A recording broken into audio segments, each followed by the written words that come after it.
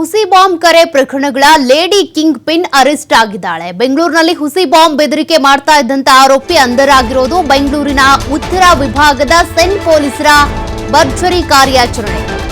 ಆಗಾಗ ಈ ಹುಸಿ ಬಾಂಬ್ ಕರೆಗಳು ಬರ್ತಾನೆ ಇದ್ವು, ಬೆದರಿಕೆಗಳು ಬರ್ತಾನೆ ಇದ್ವು. ಮೇಲ್ ಮೂಲಕ ಕರೆ ಮೂಲಕ ಬೆದರಿಕೆ ಹಾಕ್ತಾ ಇದ್ರು. ಸೆಂಟ್ರಲ್ ಜೈಲಿನಲ್ಲಿ ಇದ್ದುಕೊಂಡು ಬೆದರಿಕೆ ಹಾಕ್ತಾ ಇದ್ರು. ಸಾಫ್ಟ್ವೇರ್ ಇಂಜಿನಿಯರ್ ಆಗಿರುವಂತ ಆರೋಪಿ ಜೂನ್ 14ನೇ ತಾರೀಕಿನಂದು ಕಲಾಸಿಪಾಳ್ಯ ಠಾಣಾ ವ್ಯಾಪ್ತಿಯ ಶಾಲೆಗೆ ಬೆದರಿಕೆ ಕರೆ ಬಂದಿತ್ತು. ಕಲಾಸಿಪಾಳ್ಯ ಪೊಲೀಸ್ ಠಾಣೆಯಲ್ಲಿ ದಾಖಲಾಗಿದ್ದಂತ ಪ್ರಕರಣ ಉತ್ತರ ವಿಭಾಗ ಸೈಬರ್ ಠಾಣೆಗೆ ವರ್ಗಾವಣೆ ಮಾಡಿದಂತ ಕಮಿಷನರ್ ಅಂದ್ರೆ ಈ ಒಂದು ಪ್ರಕರಣವನ್ನ ಟ್ರಾನ್ಸ್ಫರ್ ಮಾಡಿದ್ರು. ಬಾಡಿ ವಾರೆಂಟ್ ಮುಖಾಂತರ ಗುಜರಾತ್ನಿಂದ ಕರೆ ತಂದು ವಿಚಾರಣೆ ಮಾಡಲಾಗಿತ್ತು. ಈ ಆರೋಪಿಯನ್ನ ವಿಚಾರಣೆ ವೇಳೆ ಇತರೆ 6 ಪ್ರಕರಣಗಳಲ್ಲಿ ಈಕೆ ಭಾಗಿಯಾಗಿರೋದ್ರ ಬಗ್ಗೆ ಕೂಡ ಮಾಹಿತಿ ಲಭ್ಯವಾಗಿದೆ. ಆರೋಪಿ ವಿರುದ್ಧ ಗುಜರಾತ್, ಮೈಸೂರು, ಚೆನ್ನೈನಲ್ಲೂ ಕೂಡ ಬೇರೆ ಬೇರೆ ಪ್ರಕರಣಗಳು ದಾಖಲಾಗಿದ್ದಾವೆ ಅನ್ನೋದು ಇನ್ವೆಸ್ಟಿಗೇಷನ್ ಸಂದರ್ಭದಲ್ಲೇ ಗೊತ್ತಾಗಿದೆ. ಪೊಲೀಸರಿಗೂ ಕೂಡ ಶಾಕ್ ಆಗಿದೆ. ಜೈಲಿನಲ್ಲಿ ಇದ್ದುಕೊಂಡೇ ಈ ರೀತಿಯಾಗಿ ಹುಸಿ ಬಾಂಬ್ ಬೆದರಿಕೆಯ ಕರೆಗಳನ್ನ ಮಾಡಿಸ್ತಾ ಇದ್ಲು ಈಕೆ ಅನ್ನುವಂಥದ್ದು. ಸಾಫ್ಟ್ವೇರ್ ಇಂಜಿನಿಯರ್ ಆಗಿರುವಂತ ಆರೋಪಿ ಈಕೆ. ಎಜುಕೇಶನ್ ಏನಕ್ಕಾಗಿ ಮಾಡಬೇಕು? ದೇಶದ ಉದ್ಧಾರಕ್ಕಾಗಿ, ತಮ್ಮ ಉದ್ಧಾರಕ್ಕಾಗಿ. ಆದರೆ ಮನೆ ಹಾಳು ಮಾಡೋ ಕೆಲಸಕ್ಕಾಗಿ ಕೂಡ ನೋಡಿ ಎಜುಕೇಟೆಡ್ ಆಗಿರುವಂಥವ್ರು ಯಾವ ರೀತಿಯಾಗಿ ತಪ್ಪು ಹಾದಿಯನ್ನ ಹಿಡಿತಾರೆ ಅಂತ. ಸಾಫ್ಟ್ವೇರ್ ಇಂಜಿನಿಯರ್ ಆಗಿದ್ರು ಕೂಡ ಆ ಬುದ್ಧಿವಂತಿಕೆಯನ್ನ ಎಲ್ಲಿ ಉಪಯೋಗಿಸ್ಬೇಕು, ಹೇಗೆ ಉಪಯೋಗಿಸ್ಬೇಕು, ದುರುದ್ದೇಶಕ್ಕಾಗಿ ಯಾವ ರೀತಿಯಾಗೆಲ್ಲ ಈ ರೀತಿ ತಮ್ಮ ಎಜುಕೇಶನ್ನ ಬಳಸ್ಕೊಳ್ತಾರೆ ಅಂತ. ಸದ್ಯ ಈಗ ಅಂಧರಾಗಿದ್ದಾಳೆ. ಈಕೆಯ ತನಿಖೆ ಕೂಡ ಮುಂದುವರೆದಿದೆ. ಪೊಲೀಸರು ತನಿಖೆ ನಡೆಸುವ ಸಂದರ್ಭದಲ್ಲಿ ಒಂದಷ್ಟು ಸ್ಫೋಟಕ ಸತ್ಯಗಳು ಹೊರಬಿದ್ದಿವೆ. ಹುಸಿ ಬಾಂಬ್ ಬೆದರಿಕೆ ಕೇಸ್ನ ಲೇಡಿ ಕಿಂಗ್ ಪಿನ್ ಬಂಧನ ಆಗಿದೆ. ಪ್ರಕರಣ ಸಂಬಂಧ ಪ್ರೀತಿ ನಿರಾಕರಣೆ ಮಾಡಿದ್ದಕ್ಕೆ ಹುಸಿ ಬಾಂಬ್ ಬೆದರಿಕೆ ಇಮೇಲ್ ಮಾಡುತ್ತಾ ಇದ್ದಂತೆ ಈಕೆ. ಪ್ರೀತಿಯನ್ನ ನಿರಾಕರಿಸಿದ ಯುವಕನನ್ನ ಸಂಕಷ್ಟಕ್ಕೆ ಸಿಲುಕಿಸೋದಕ್ಕೆ ಅಂತ ಈ ಕೃತ್ಯ ನಡೆದಿದೆ. ಯುವಕನ ಇಮೇಲ್ ಐಡಿಯನ್ನ ಬಳಸಿಕೊಂಡು ಹುಸಿ ಬಾಂಬ್ ಬೆದರಿಕೆಯನ್ನ ಹಾಕಿದ್ಲು. ಯುವಕನನ್ನ ಪ್ರೀತಿಸುವಂತೆ ಒತ್ತಾಯಿಸಿದ್ದ ಆರೋಪಿ ಪ್ರೀತಿಯನ್ನ ನಿರಾಕರಣೆ ಮಾಡಿದ್ದಕ್ಕೆ ಅಂತ ಯುವಕನ ಮೇಲೆ ಈ ರೀತಿಯಾಗಿ ದ್ವೇಷ ತೀರಿಸಿಕೊಳ್ಳೋದಕ್ಕೆ ಅಂತ ಈಕೆ ಟ್ರೈ ಮಾಡಿದ್ದು. ಮತ್ತಷ್ಟು ಡೀಟೇಲ್ಸ್ ಕೊಡ್ತಾರೆ ಪ್ರತಿನಿಧಿ ಸಂತೋಷ್.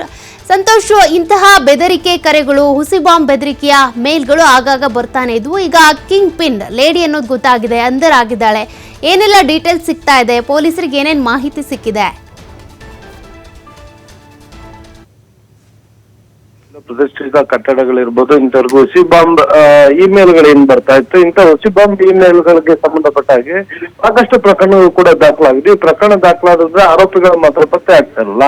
ಸೊ ಇದಕ್ಕೆ ಸಂಬಂಧಪಟ್ಟಂಗೆ ಪತ್ತೆ ಮಾಡ್ತಾ ಹೋದಂತ ಸಂದರ್ಭದಲ್ಲಿ ಓರ್ವ ಯುವತಿಯನ್ನ ಬಂಧನ ಮಾಡಿರುವಂತದ್ದು. ಈಗಾಗಲೇ ಅಹಮದಾಬಾದ್ ನಗರ ಏನು ಅಲ್ಲಿ ನರೇಂದ್ರ ಮೋದಿ ಸ್ಟೇಡಿಯಂ ಇತ್ತು, ಆ ಸ್ಟೇಡಿಯಂ ಕೂಡ ಬಾಂಬ್ ಅನ್ನ ಇಟ್ಟಿದ್ದೀನಿ ಅನ್ನೋ ರೀತಿಯಲ್ಲಿ ಆಕೆ ಹುಸಿ ಬಾಂಬ್ ಮೇಲನ್ನ ಮಾಡಿದ್ಲು. ಆ ಪ್ರಕರಣದಲ್ಲಿ ಆಕೆಯನ್ನು ಬಂಧನ ಕೂಡ ಮಾಡ್ಲಾಗಿತ್ತು ಅನ್ನೋ ಮಾಹಿತಿ ಇರುವಂತದ್ದು. ಆಕೆ ಏನು ಅಹಮದಾಬಾದ್ ಅಲ್ಲಿ ಇರುವಂತ ಕೇಂದ್ರ ಕಾರಾಗೃಹದಲ್ಲಿ ಆಕೆಯನ್ನ ಬಂಧಿಸಿ ಅಲ್ಲಿ ಇಡ್ಲಾಗಿತ್ತು.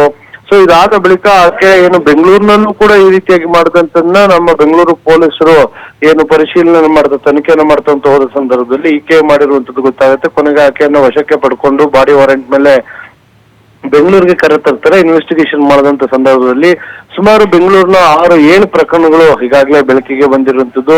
ಇನ್ನು ಕಲಾಸಿಪಾಳ್ಯದಲ್ಲಿ ದಾಖಲಾಗಿದ್ದ ಪ್ರಕರಣದಲ್ಲಿ ಈಕೆಯನ್ನು ವಶಕ್ಕೆ ಕರ್ಕೊಂಡ್ ಬರುವಂತದ್ದು. ವಿಚಾರಣೆ ಮಾಡಿದಾಗ 7 ಪ್ರಕರಣಗಳು ಬರ್ತವೆ. ಆದ್ರೆ ಯಾಕೆ ಈ ರೀತಿಯಾಗಿ ಹುಸಿ ಬಾಂಬ್ ಇಮೇಲ್ಗಳನ್ನು ಈಕೆ ಮಾಡ್ತಾ ಇದ್ಲು ಅಂತ ಹೇಳಿ ಪರಿಶೀಲನೆಯನ್ನು ಮಾಡ್ತಂತ ಸಂದರ್ಭದಲ್ಲಿ ಈಕೆ ಹಿಂದೆ ಏನೋ ಓರ್ವ ಯುವಕನನ್ನ ಏನೋ ಈಕೆ ಜೊತೆಗೆ ಗೆಳೆತನನ್ನ ಇಟ್ಕೊಳ್ಳುವಂತೆ, ಪ್ರೀತಿಯನ್ನ ಇಟ್ಕೊಳ್ಳುವಂತೆ ಒತ್ತಾಯವನ್ನ ಮಾಡಿರ್ತಾರೆ.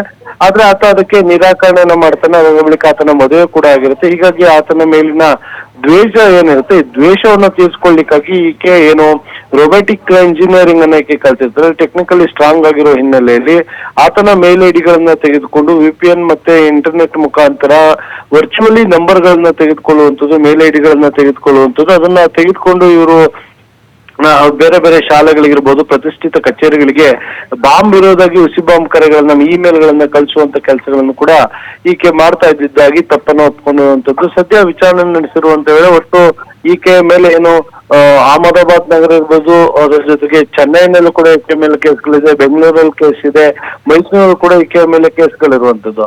ಸೊ ಸದ್ಯ ಒಟ್ಟು 7 ಪ್ರಕರಣಗಳು ಮತ್ತೆ ಹೊರ ರಾಜ್ಯದ 2 ಪ್ರಕರಣಗಳು, ಒಟ್ಟು 9 ಪ್ರಕರಣಗಳು ಬಯಲಿಗೆ ಬಂದಿರುವಂತದ್ದು.